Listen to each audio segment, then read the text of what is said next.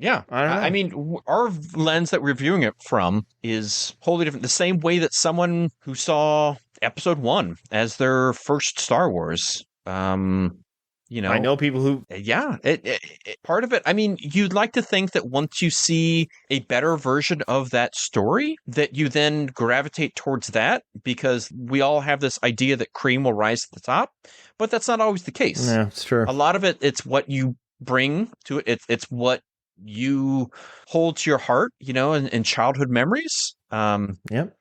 It's a much more complicated thing than like the best wills out. That's not always the case. And I think part of my personal journey is understanding that I guess that's okay, you know? Yeah. That I don't agree, but that's fine. I think there are some hills I still will choose to die on, and that just because your opinion is vastly different than mine, doesn't mean it's not valid or worthy. I think if we try and have a debate about that, I can bring that up. And if you want to have a discussion about which one is better for what reason, I think you then open yourself up to evisceration with your what I would consider bad take, but you are completely valid and allowed to have your take, however good or bad I deem it. And that's fine. I think especially in the Star Wars land, when you start to reclaim what was good and then alter it to make it worse, in the vein of Lucas redoing his original films, I think that's where I have a big problem. Mm-hmm. But that's again a whole nother. Well, that's funny too, because I was debate. thinking, I was literally thinking about that right before we started this. Have you seen any of the Eugene Roddenberry stuff that they've put out? They put out a bunch of like high production value, No, sort of like fan film stuff. yes, but like by the Roddenberrys, like in canon by the like it's officially Star Trek. Is anything they put out officially Star Trek? Well, I mean, technically, yes. I mean, because they still have all the copyright. I just don't know. I mean, who then makes that? I mean, contractually, yes, it is. So they Okay. So they put out a bunch of stuff that like is technically in canon and bridges certain things in the movies and TV shows that was never addressed.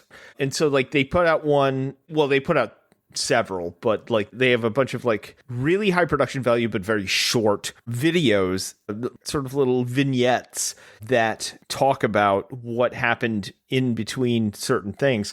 They did one that it's the only time that Shatner ever came back to Star Trek. He wouldn't come back under any other conditions other than this that he did.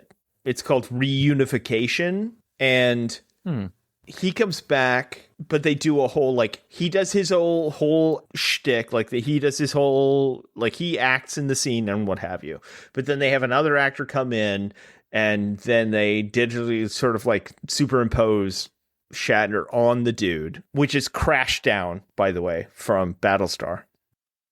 Random. So they do a whole thing where they explain 15 different unanswered Star Trek plots in one small vignette. And Shatner himself comes back and does it, and it's this big thing. And it's actually, I hate to say it, really good.